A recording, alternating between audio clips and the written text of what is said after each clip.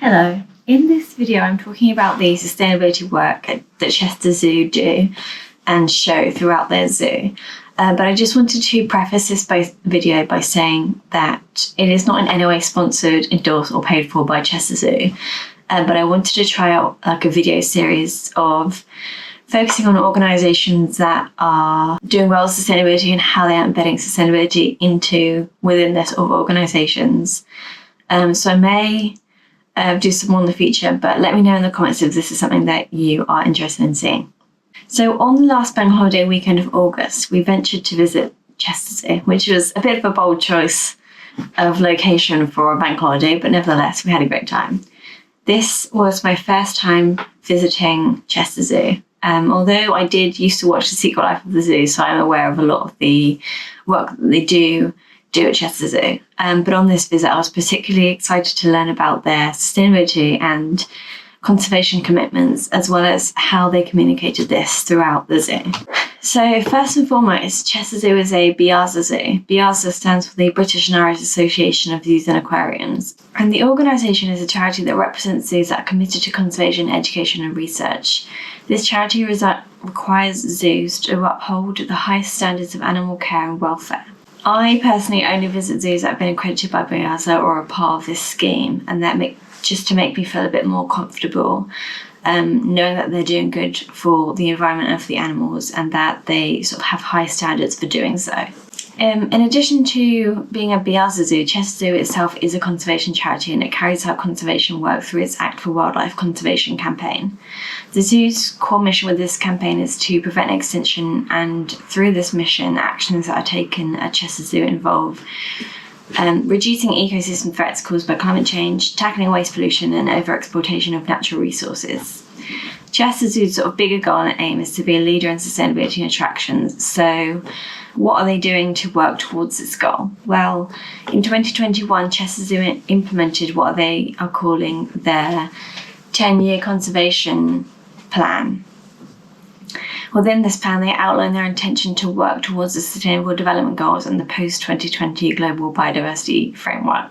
You may have heard of the Biodiversity Goals because they're quite a big thing now, but if not, the Sustainable Development Goals were created in 2017 by the United Nations as part of their 2030 agenda.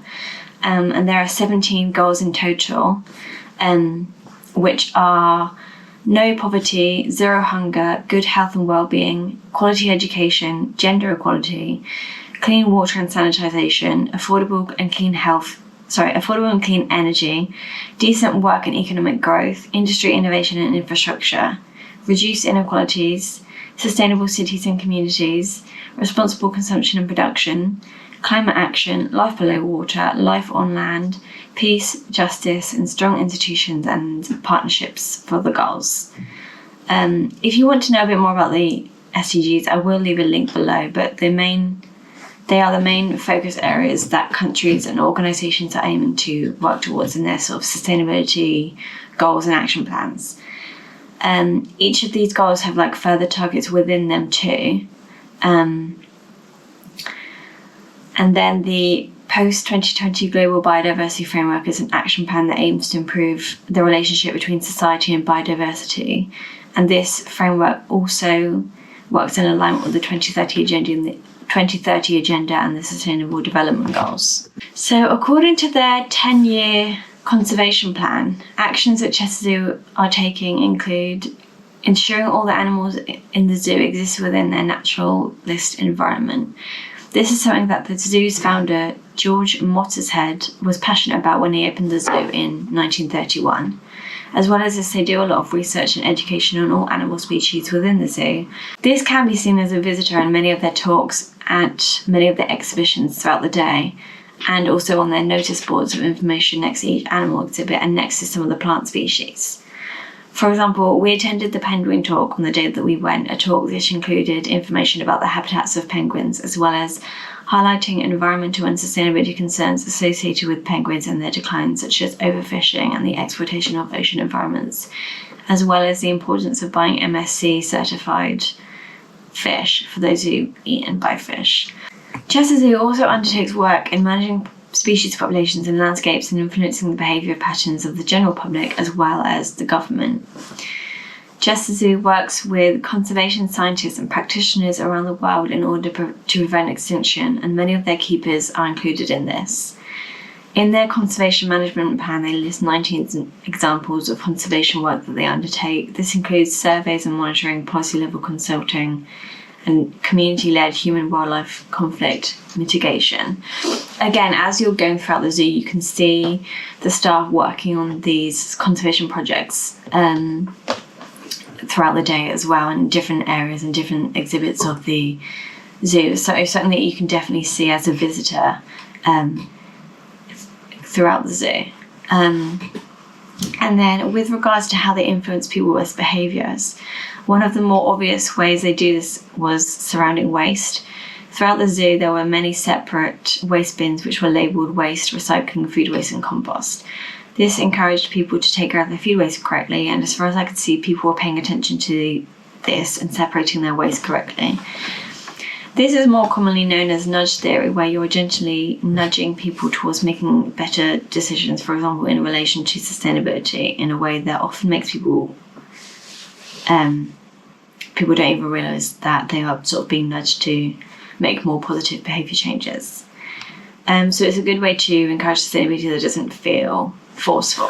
For each exhibit, they also had a fact file information about the animals, which included the IUCN Red List. The IUCN is the International Union for the Conservation of Nature, and it gives like a category for each animal, for example, if they're like vulnerable or near threatened. This easily highlights to visitors key information on each animal and how they are faring in the wild, and it's easy to understand without necessarily needing in-depth knowledge and understanding of conservation and protection.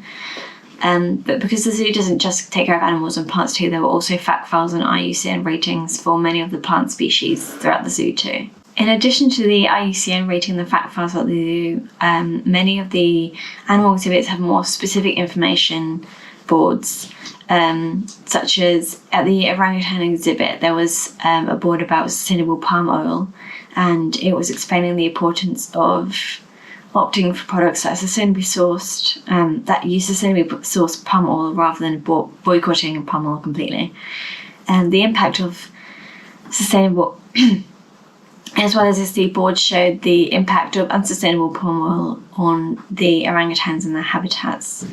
They also signpost you to an app called Palm Oil Scan that you can download, and it allows you to scan the barcodes of products to see whether or not they use sustainable palm oil. So I think throughout the zoo, as a visitor, I can definitely tell that there are ways in which they are definitely taking actions and prioritising sustainability in the environment, and how they are operating. I think it's important to emphasise that obviously whilst many organisations and brands do work to focus on sustainability, just like Chester Zoo does, no zoo is, or no organisation, is ever perfectly sustainable. And I think generally with the nature of business, it's about making a profit. And so I think there are many ways in which